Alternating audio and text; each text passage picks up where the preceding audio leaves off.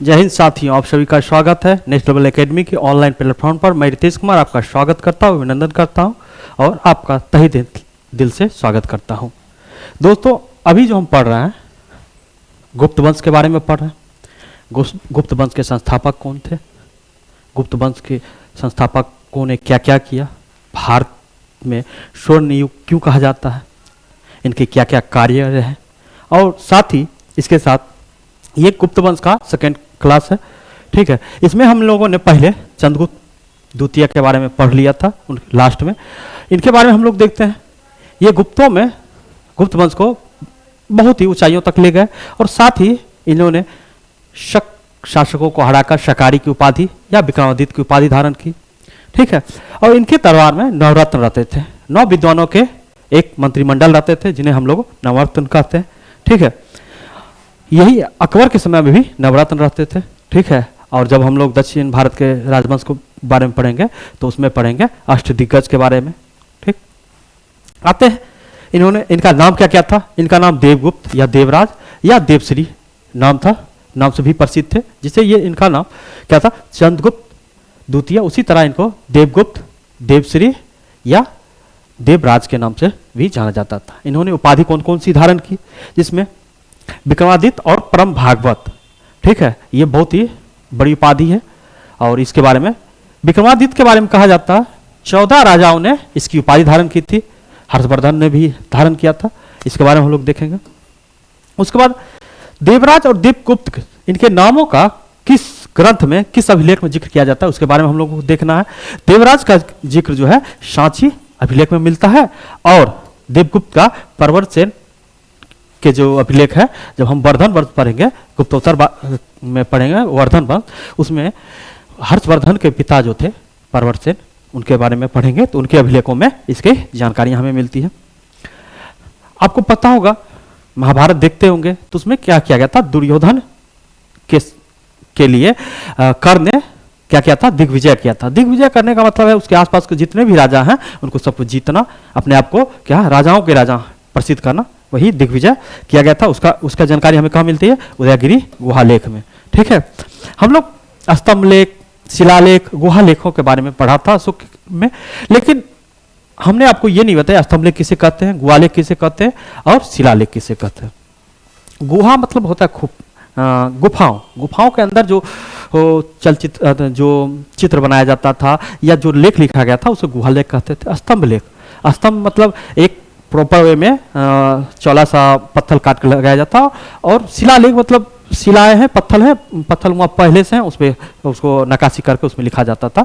ठीक है, उसके बारे में जान लीजिए। उसके बाद आते हैं, उनके दरबार में 9 विद्वान का एक मंत्रिमंडल रहता था जिसे नवरत्न कहा जाता है। ठीक है, जिसमें हम लोग कालिदास की पुस्तकों के बारे में, धन्वंतरी चिकित्सा के क्षेत्र में थे, अमर सिंह के अमरकोश के बारे में हम लोगों ने देखा था। ठीक है, उसके बाद वराह मिहिर, जो क्या कहते हैं आपको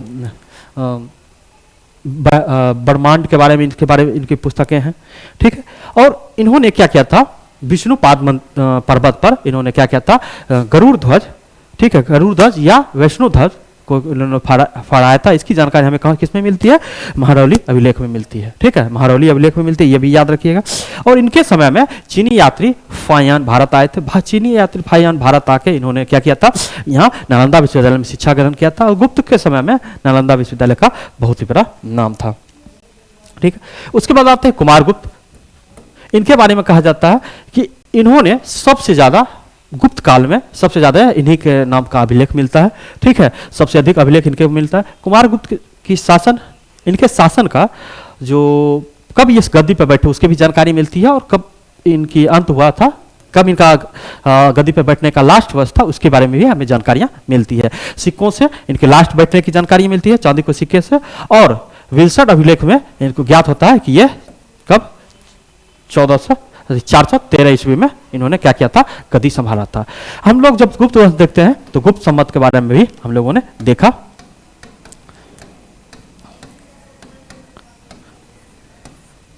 ये गुप्त वंश के प्रथम प्रतापी कह सकते हैं या महान शासक चंद्रगुप्त प्रथम के द्वारा जब गद्दी पर बैठे गए थे तब उन्होंने शुरू किया था। उसके बाद हम कुषाण वंश देखते थे तो 78 ईस्वी में इसने क्या किया था, विक्रम संवत का शुरुआत का था।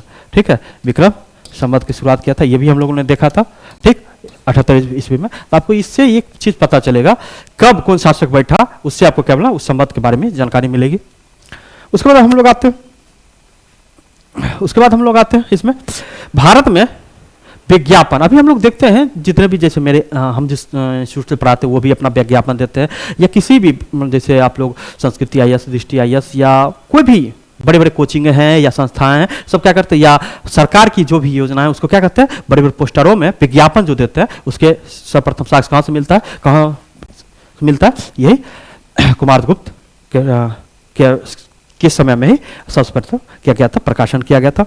उसके बाद आते हैं नालंदा विश्वविद्यालय की स्थापना का श्रेय इनको दिया जाता है। और पता है ना नालंदा विश्वविद्यालय क्या था उस समय का, शिक्षा का प्रमुख केंद्र था, ठीक है। और उसे क्या कहा जाता, उसके नालंदा विश्वविद्यालय की एक संज्ञा दी जाती है, किस चीज की, ऑक्सफोर्ड ऑफ महायान बौद्ध धर्म के क्या 3 शाखाएं के बारे में पढ़े थे, एक हीनयान और एक महायान, ये हम लोग पढ़ा था। और बाद में वज्रयान के बारे में पढ़े थे। तो वही महायान शाखा का यहाँ बहुत ही ज्यादा प्रचार प्रसार हुआ था, ठीक है। ये देखते हैं कुमारगुप्त ने कौन कौन सी उपाधि धारण की थी, ठीक है। महेंद्र दैत्य की उपाधि धारण थी, श्री महेंद्र की, अश्वमेघ महेंद्र की उपाधि धारण की थी, ठीक है। तो इसमें आप लोगों को क्या याद रखना है, महेंद्र दैत्य की उपाधि धारण किया था, महेंद्रादित्य, तो ये आपको याद रखना है, ठीक है। आगे हम लोग आते हैं, आगे हम लोग देखते हैं स्कंदगुप्त के बारे में। ये जो लास्ट शासक थे, ये मान लीजिए लास्ट प्रतापी शासक के बारे में कह सकते हैं। इनका उनकी उपाधि जो थी कर्मादित्य की उपाधि धारण की थी। इसके बारे में हमें जानकारी किससे मिलती है, काहूम अभिलेख से मिलती है। और हुन जो थे पहला आक्रमण इन्हीं के समय में किया था। ये बहुत बार बार पूछता है, गुप्त काल में किस राजा के काल में हुनों ने प्रथम आक्रमण किया था, किनके समय में किया था, तो स्कंदगुप्त के समय में किया था। अब गुप्त वंश से कुछ इंपॉर्टेंट चीजें हैं जिसके बारे में हम लोग देखते हैं। गुप्त शासक किस धर्म को मानते थे, वैष्णव धर्म को मानते थे, विष्णु के उपासक थे, इसलिए इनका प्रतीक चिन्ह क्या था, गरुड़ था, ठीक है। और स्त्री और शुद्ध ये लोग जो थे वैष्णव धर्म को मानते थे। और इनकी जो जितने भी बढ़िया अधिकारी थे या उच्च कुल के लोग थे वो क्या बोलते थे, संस्कृत भाषा में बोलते थे। लेकिन स्त्री और छोटे तबके के लोग जो थे वो कौन सी भाषा यूज करते थे, प्राकृत भाषा का यूज करते थे, प्राकृत भाषा बोलते थे, ठीक है। और संस्कृत साहित्य का स्वर्ण युग कहा जाता है। इनके इस समय में आपके जितने भी बड़े बड़े वैदिक ग्रंथ है उनका लास्ट जो हुआ था, लास्ट लिखा गया था, इसी समय में लिखा गया था, इसलिए इसे क्या कहा जाता है, संस्कृत साहित्य का स्वर्ण युग कहा जाता है। और गरुड़ गुप्त वंश का राजकीय चिन्ह था, ये हम पहले ही बोल चुके हैं, ठीक है। उसके बाद आते हैं हम, अब देखते हैं सुदर्शन झील।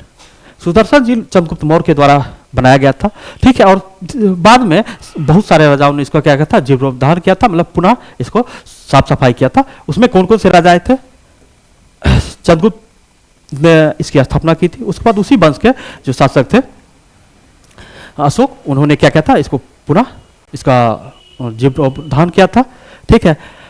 उसके बाद रुद्रदमन इन शकों के शासक थे और स्कंदगुप्त ने भी इसका क्या किया था, पुनः इसको सुरक्षित किया था, साफ सफाई करवाया था, ठीक है। आगे हम लोग देखते हैं। और ये जो अधिकारी थे कि कौन से अधिकारी ने किया था, पुष्पगुप्त ने इसकी स्थापना की थी, ठीक है। उसके बाद तो सब अशोक के समय में किए थे। ये सब जानकारी नहीं, लेकिन कौन कौन से राजाओं ने किया था उसके बारे में देखते हैं। अब राजस्व का स्रोत क्या था, पूछता है गुप्त साम्राज्य में राजस्व का स्रोत क्या था, कैसे वहां उसको जो शासन व्यवस्था चलता था उसमें पैसे कहाँ से आते थे। जैसे अभी हम लोग को एक राज लेते हैं, जैसे बिहार राज लेते हैं, बिहार राज्य का राजस्व कैसे चलता है, दारूबंदी होने के बाद क्या हुआ, राजस्व में बहुत सारा घाटा है। लेकिन यहाँ राजस्व का क्या है, कृषि से आता है, परिवहन से आता है, ठीक है। और उसके बाद यहाँ जैसे बरौनी रिफाइनरी हो गई या आपको देख लीजिए चीनी मिल हो गए, तो उससे जो उत्पाद होता है तो उत्पाद कर रहता है, ठीक है। और हम जितने भी बड़े बड़े व्यापारी हैं, कोचिंग इंस्टीट्यूट है, सब क्या करते हैं, जीएसटी पेड करते हैं, उससे इसका राजस्व चलता है। तो राजस्व असूलता कौन है, तो राजस्व कौन असूलता, डीएम का काम है ये राजस्व असूलना, ठीक है। डीएम जो होते हैं डिस्ट्रिक्ट मजिस्ट्रेट, उनका काम है राजस्व असूलना, ठीक है। और उसके बाद वहाँ राजस्व मंत्री के पास जाता है, गृह मंत्री के पास जाता है, और गृह मंत्री उसका सही ढंग से खर्च करते हैं। और भी बड़ी चीज़ें हैं जो हम लोग क्या पढ़ेंगे, पॉलिटी में पढ़ेंगे। भाग, ये भूमि उपज का लगभग 1/6 भाग मिलता था। भाग जो था ये भूमि कर था। ये कैसा था? भूमि में जो उपजाऊ कर होता था तो भूमि कर था। ठीक है। भोग जो था, राजा को प्रतिदिन, राजा जितने भी थी उसको प्रतिदिन क्या देता? फल फूल जो प्राप्त होता था उसे क्या होता था? भोग भूमि से होता था। उद्दंड एक प्रकार का भूमि कर था। ये क्या था? एक प्रकार का भूमि कर था। और शुल्क, शुल्क के बारे में आप लोग जानते हैं। शुल्क कितने प्रकार? सीमा शुल्क होते हैं, बिक्री शुल्क होते हैं और वस्तु के क्रय विक्रय शुल्क होते हैं। ठीक है। उसके बाद आर्थिक जीवन। ठीक है। ये जो था आर्थिक जीवन कृषि पर निर्भर करते थे। तो किस भूमि को क्या कहा जाता था उसके देखते हैं। क्षेत्र। क्षेत्र जो था, खेती के लिए उपयुक्त भूमि को क्या कहा जाता था? क्षेत्र कहा जाता था। ये याद रखना है। ठीक। वास्तु कहा जाता है वास योग भूमि का। जिसे हम लोग अभी बास करते थे, क्या कहते हैं? ये बास वाला जमीन है, ये है कृषि योग है। ठीक। कृषक भूमि है। तो उसी तरह से उस समय भी चलता था। खिल, जो भूमि जुता नहीं जाता था, मतलब आप लोग बंजर भूमि कह सकते हैं। ठीक है। उसके बाद अपृहत, ये जो था जंगली भूमि, जो जहाँ जंगल अभी हम लोग देखते हैं ना बिहार में, तैसे जंगल राष्ट्रीय अनुमानकों के अनुसार कम है, लेकिन वही जंगली भूमि। और चारागाह भूमि, आप लोग जाइएगा अमेरिका के देखते हैं, पुस्ताज है या सवाना घास का मैदान है, पेरिस घास का मैदान है, ये कैसा है? इसी टाइप का मैदान है। और हम लोग के भी देखते होंगे खेल का मैदान जितना भी होता है, चारागाह भूमि का यूज़ किया जाता है। ठीक। तो ये आप लोग को याद करने योग है, इससे क्वेश्चन पूछा जाता है। ठीक है। खेल किसे कहा जाता है? उसके बाद आते हैं गुप्त काल में इन्होंने मंदिरों पर बहुत सारा काम किया था। और इन्होंने मंदिरों और पुस्तक इनके समय में बहुत सारे लिखे गए थे। तो इसलिए मंदिर, कुछ कुछ इंपॉर्टेंट मंदिर है जिसके बारे में हम लोग देखते हैं। ठीक है। जैसे भूमड़ा मंदिर, ये शिव का मंदिर है। ठीक है। ये कहा?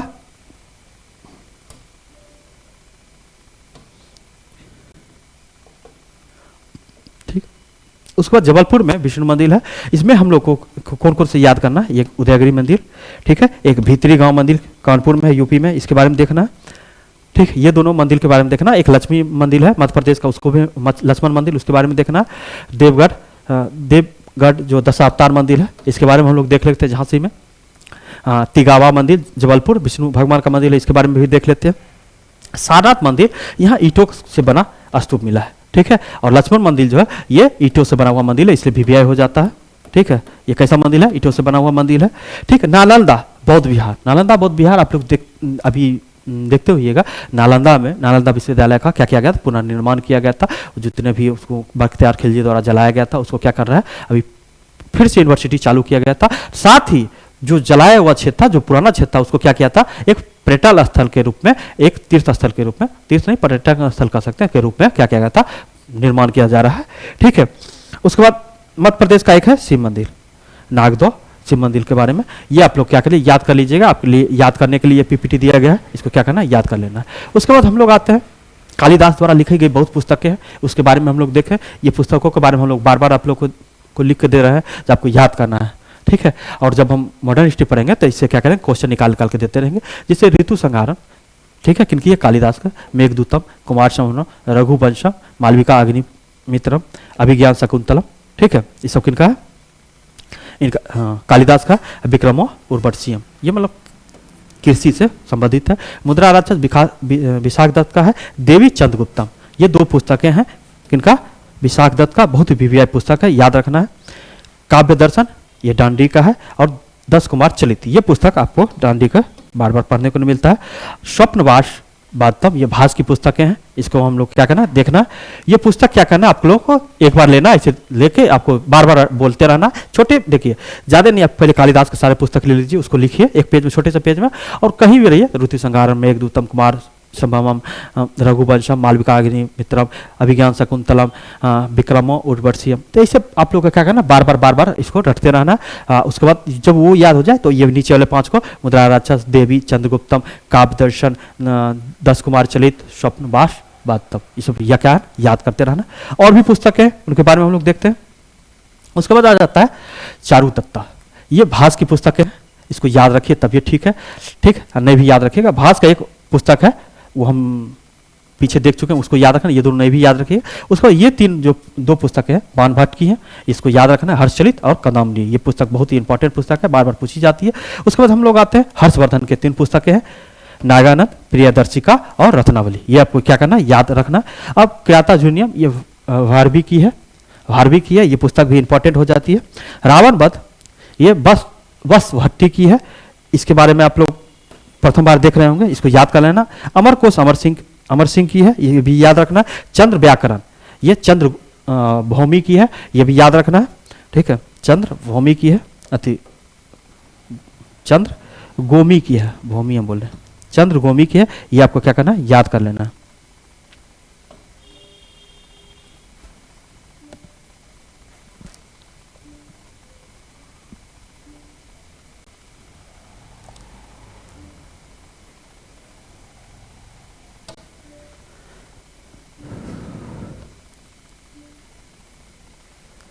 ठीक है, उतना ही था।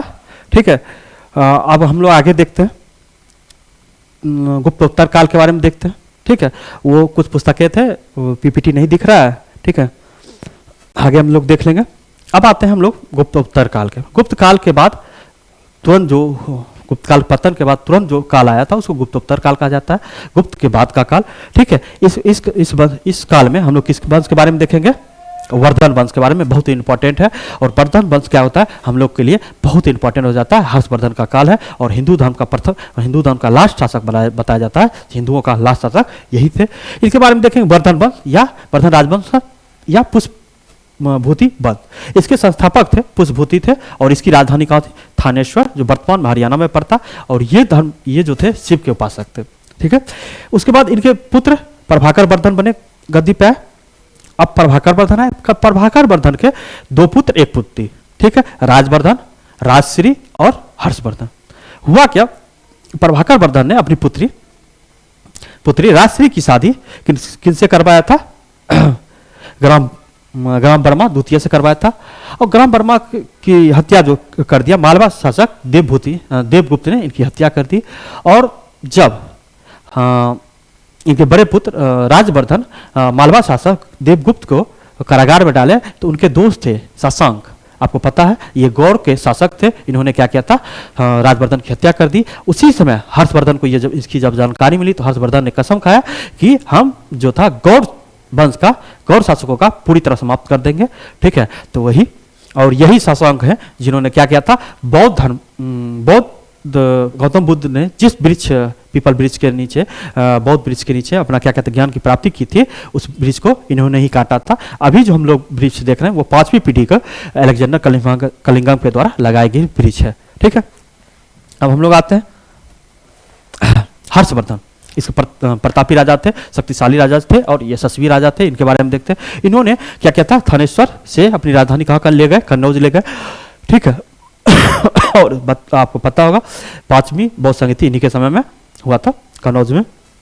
उसके बाद चीनी यात्री वंशंग इनके शासनकाल में आए थे। ठीक है, और वो कब से कब तक रहे, वो 629 ईस्वी से 645 ईस्वी तक भारत में रहे थे।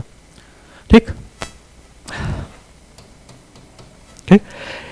और जब चीनी यात्री वंशंग भारत में रहे थे तो उन्होंने क्या किया था, नालंदा में अपने शिक्षा ग्रहण किया था। और इन्हें क्या कहा जाता, यात्रियों का राजकुमार कहा जाता और नीति का पंडित कहा जाता। ये भी हो जाता है। ये इनका किनका नाम है, वंशंग का नाम है। और दरबारी कबीर थे मयूर भट्ट, इनके दरबारी कहे थे, जिनकी पुस्तक क्या था, सूर्य शतक इनकी पुस्तक थी। ठीक, मयूर भट्ट की पुस्तक क्या है, सूर्य शतक पुस्तक है। और उसके बाद इन्होंने हर्षवर्धन ने भी 3 पुस्तकें लिखी, एक प्रियादर्शिका, रत्नावली और नागानंद। ये पुस्तक किनकी है, हर्षवर्धन की है। और इन्होंने पुलकेशी द्वितीय ने हर्षवर्धन को क्या किया था, पराजित किया था। पुलकेशी द्वितीय किस वंश से थे, चालुक्य वंश से थे। ठीक है, और कहाँ हराए थे, नर्मदा नदी के तट पर हराए थे। ठीक है, बाण भट्ट की पुस्तकें हैं, 3 पुस्तकें हैं, हर्षचलित, कदम्बरी और चंडिका शतक। ठीक है, यह याद रखना है। और पार्वती की जो शादी हुई थी शंकर के, उसके बारे में लिखे थे, पार्वती परिणय के बारे में लिखा था। अब आगे आते हैं, वर्धन वंश खत्म। अब उसके आते दक्षिण भारत के प्रमुख राजवंश। दक्षिण भारत के छोटे छोटे राजवंश थे, इनके बारे में हमको लोगों को क्या करना है, प्रथम शासक कौन थे, लास्ट शासक कौन थे, इस जो प्रसिद्ध शासक कौन थे और इसकी राजधानी क्या थे, ये याद रखिए। ठीक है, इससे ज्यादा इससे नहीं पूछी जाती है। जैसे हम लोग आते हैं पल्लव, इसके संस्थापक पप्पादेव थे। ठीक है, और विष्णु अतिशी विष्णु जो थे इसके वास्तविक संस्थापक थे। पप्पादेव किसी के शासन के अंतर्गत चलते थे, लेकिन इन्होंने स्वतंत्र पल्लव वंश की स्थापना की थी। इसी के दरबार में भर भी रहते थे, जिनकी पुस्तक था किराता जूनियर। ठीक है, उसके बाद आते महेंद्र वर्मन प्रथम। इनकी रचना मत विलास प्रहसन है, बहुत ही पॉपुलर पुस्तक है, याद रखिएगा महेंद्र वर्मन की। और उपाधि इन्होंने क्या दिया, कौन कौन सी लिए थे, विचित्र, चित्र और गुणाभार, गुणभार का लिया था। ये जरूरी नहीं है, लेकिन ये विचित्र चित्र के आपको बहुत ही ज्यादा। अब इसके प्रतापी राजा थे नरसिंह वर्मन। इनके समय में क्या क्या था, ये पल्लव वंश के समय में बहुत सारे दक्षिण भारत में मंदिरों की स्थापना की थी, इसलिए इसको पढ़ना बहुत इंपॉर्टेंट हो जाता है। इसमें आप लोग डायरेक्ट रख सकते हैं पुस्तक महाबलीपुरम का रथ मंदिर, आपको याद रखिएगा, जिसको क्या कहा जाता है, सप्त पैगोडा कहा जाता है, याद रखिएगा। इन्होंने बतापी कौन की उपाधि धारण की थी और महामल की उपाधि धारण की थी, बस। उसको आते सकन, इन्होंने क्या था, कांची में कैलाशनाथ मंदिर की स्थापना की थी और महाबलीपुरम में शेर मंदिर की स्थापना की थी। ये इसलिए निर्माण करवाया था दोनों, इसलिए ये इंपॉर्टेंट हो जाता है। कौन, नरसिंह वर्मन द्वितीय। इन्होंने उपाधि कौन सी दी, राज सिंह के, शंकर भक्त का और आगामी प्रिया का, ठीक है। उसको डांडी इन्हीं के समय में थे। इन्होंने कौन सी पुस्तक लिखी थी, 10 कुमार चलित इन्हीं की पुस्तक थी। और इनके समय में क्या था, ये युद्ध पे विश्वास नहीं करते थे, शांति और समृद्धि का काल था। इनके समय में बहुत ही शांति, युद्ध और नहीं करते थे, और क्या करते, अपने राज्य के विकास में बहुत बड़ा योगदान दिया था, ठीक है। अब इसके बाद आते हैं, इसी राजवंश के समय में मुक्तेश्वर मंदिर का निर्माण हुआ था। पेरुमल मंदिर का निर्माण नंदी वर्मन ने करवाया था। अंतिम शासक कौन थे, कीर्ति वर्मन इस वंश के अंतिम शासक थे। अब हम लोग आगे आते हैं, आगे जब आते हैं चालुक वंश पर थे। तो ये चालुक 3 प्रकार थे, एक बेंगी थे, कल्याणी थे और बादामी थे। हम लोग किसके बारे में पढ़ रहे हैं, बादामी के बारे में पढ़ रहे थे। इसके पुलकेशित प्रथम वास्तविक संस्थापक थे, पुलकेशित द्वितीय सर्वाधिक शक्तिशाली थे। और ऐहोल अभिलेख में पुलकेशित द्वितीय के बारे में हमें जानकारी मिलती है। और इसके रचनाकार कौन है, रवि कीर्ति इसके रचनाकार है। और पुलकेशित द्वितीय ने किसकी उपाधि धारण की थी, परमेश्वर की उपाधि धारण की थी, ये हम लोग देखना है। उसके बाद आते हैं नोट, ऐहोल को मंदिरों का नगर कहा जाता है। ऐहोल जो है उसको क्या कहा जाता है, मंदिरों का नगर कहा जाता है, ये विव्यय हो जाता है।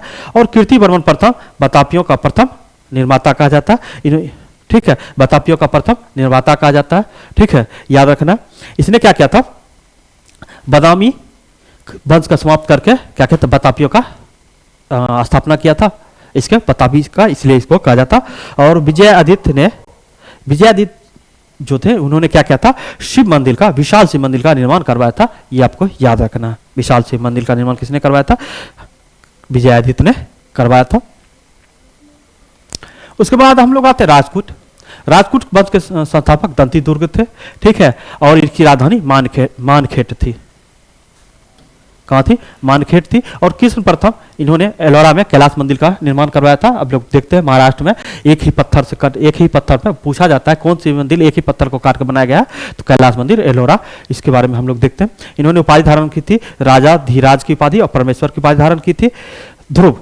अब हम लोग देखते हैं ध्रुव, इसके जो राजपूत के शासक थे, इनके समय में 3 राजवंश के बीच क्या हुआ था, युद्ध हुआ था। और इन्होंने क्या किया था, प्रतिहार नरेश वत्सराज को हराया था। और पाल वंश के जो शासक थे गोपाल को भी इन्होंने क्या किया था, त्रिपक्षीय युद्ध में हराया था। और इसी में राजपूत, प्रतिहार और पाल वंश के बाद क्या हुआ था, बीच युद्ध चल रहा था, बहुत समय तक ये युद्ध चला, जिसमें ध्रुव ने क्या किया था, प्रतिहार नरेश वत्सराज को और पाल नरेश धनपाल को हराया था।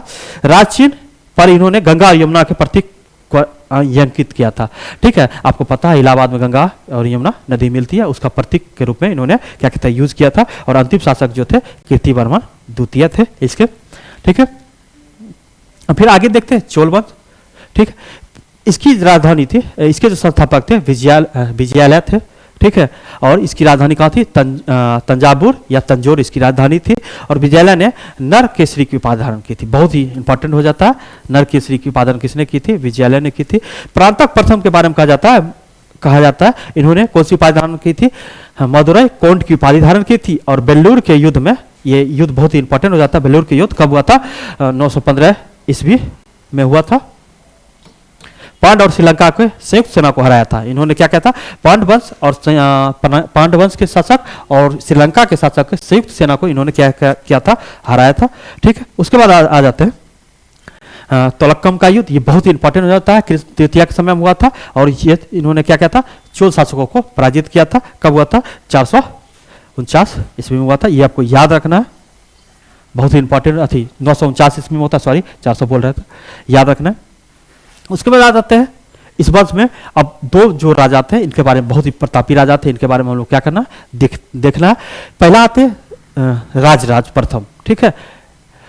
इनके बारे में कहा जाता है इन्होंने श्रीलंका पर विजय प्राप्त किया था और इन्होंने एक राजराजेश्वर मंदिर, जिसे हम लोग क्या कहते हैं बृहदेश्वर मंदिर कहते हैं, जिसे क्या कहते हैं बृहदेश्वर मंदिर कहा जाता है। बृहदेश्वर मंदिर का और किस भगवान से समर्पित है? शिव भगवान से समर्पित है। उस मंदिर का निर्माण कराया था, ठीक है। इनके समय में, इनके काल में एक दूत मंडल कहाँ गया था? चीन गया था, ये भी आ जाता है, ठीक। और कहाँ राजराजेश्वर मंदिर के निर्माण करवाया था? तंजावुर में, याद रखना, वहां से शिव मंदिर का निर्माण करवाया था। श्रीलंका में भी इन्होंने क्या किया था? एक शिव मंदिर का निर्माण करवाया था श्रीलंका के विजय के बाद। और राजेंद्र प्रथम के बारे में कहा जाता है इनके राज प्रथम ने श्रीलंका के जो क्षेत्र छोड़ दिए, ये संपूर्ण श्रीलंका पे अधिकार कर लिया और दक्षिण का नेपोलियन इन्हें कहा जाता है, ठीक है। इन्हें क्या कहा जाता है? दक्षिण का नेपोलियन कहा जाता है। और चोल शक्तियों को क्या कहता था? ये इन्होंने अपने चरमों उत्कर्ष पर लाया था, ठीक है। संपूर्ण श्रीलंका पर विजय प्राप्त किया था, उत्तर पूर्वी भारत पर भी आक्रमण कर दिया था। कारण क्या था? आक्रमण करने का कारण यह था जो वहां से क्या था? जल लाना था और भगवान शिव पे चढ़ाना था, इसलिए जल के लिए इन्होंने क्या किया था? पूरा आक्रमण ही कर दिया था, ठीक है। आज का क्लास हम इतना ही रखते हैं। नेक्स्ट क्लास में हम लोग क्या करेंगे, इससे आगे पढ़ेंगे। कुछ राजवंश बचे हुए और साथ ही हम लोगों ने पुस्तकों के बारे में कुछ जो छूट गया था उसको भी हम क्या करेंगे, उस पीपीटी को सही करके पढ़ेंगे, ठीक। आज के लिए इतना ही रखेंगे और आप लोग कुछ ध्यान रखिए। जो हम लोग क्या करेंगे, नेक्स्ट एक क्लास और चलेगी, ये सेकेंड लास्ट है, और वो लास्ट क्लास के बाद हम लोग क्या करेंगे, तुरंत मॉडर्न हिस्ट्री शुरू करेंगे। मॉडर्न हिस्ट्री जब शुरू करेंगे तो आपको बताना है तो मॉडर्न हिस्ट्री में कौन सा चैप्टर से शुरू करें। मेरा जो मानना है 1857 बहुत ही पूछा जाता है और बीपीएससी के पॉइंट ऑफ व्यू से भी बहुत ही इंपॉर्टेंट हो जाती है। अगर यहां से शुरू करें या आप लोग कहेंगे तो हम सिख या बंगाल या मराठा, ठीक है, यहां से शुरू करें या यूरोपीय के आगमन से। आप लोग क्या कीजिएगा, इस वीडियो में मैसेज कीजिएगा सर यहां से शुरू कीजिए, हम उस आपके मुताबिक क्या करेंगे, क्लास शुरू करेंगे, ठीक है। और साथ ही मॉडर्न जो पढ़ेंगे बड़े डिटेल से पढ़ेंगे और मॉडर्न फर्स्ट क्लास से ही आपको क्या किया जाएगा, एंशिएंट हिस्ट्री की हर चैप्टर से शुरू से 10-10 क्वेश्चन दी जाएगी आपको, वो भी पीपीएससी बीएसएससी के प्रीवियस ईयर क्वेश्चन पूछी दी जाएगी। और साथ ही आप लोग को बार बार हम बोलते हैं जो क्या 3 से 4 आपका daily current affair Prince sir के द्वारा चलाया जाता है, सॉरी मैथ का क्लास चलता है, और 4 से 5 प्रिंस सर के द्वारा करंट अफेयर का क्लास चलता है। आप लोग क्या कीजिए, करंट अफेयर का क्लास डेली कीजिए, आपके एग्जाम के पॉइंट ऑफ व्यू से बहुत इंपॉर्टेंट है। और मैथ का क्लास आपको लोग को पता होगा जो बीएसएससी स्टेनोग्राफर, ठीक है, स्टेनोग्राफर, और साथ ही ग्रेजुएशन लेवल सीजीएल 4 का भी वैकेंसी बहुत ही जल्द आपको आने वाला है। आप लोगों को पता होगा जो क्या है, अगस्त से पहले बिहार सरकार की चुनाव, और जानते हैं सरकार जब भी चाहेगी जो चुनाव में उसका सीट कंफर्म हो जाए, इसके लिए क्या करेगी, वैकेंसियां देगी। और अगर आप लोग इस वैकेंसी में अपना एक सीट पक्का नहीं करते, वो मान ली वर्दी हो या ऑफिस का जॉब हो, कोई भी जॉब हो आप नहीं करते हैं, तो आपको फिर 3-4 साल के लिए रुकना पड़ेगा। और जिनका लास्ट एज है वो क्या कीजिए, आप आज से पहले आप कैसे पढ़ते उसको छोड़ दीजिए, आज से आपको ये ध्यान रखिए मेरे जीवन का ये लास्ट पढ़ाई है, इस बार होगा तो ठीक है, आर या पार का क्या करेंगे हम लोग कॉन्सेप्ट लेकर चलेंगे। आज के लिए हम इतना ही रखते हैं। शुक्रिया, थैंक यू, जय हिंद, जय भारत।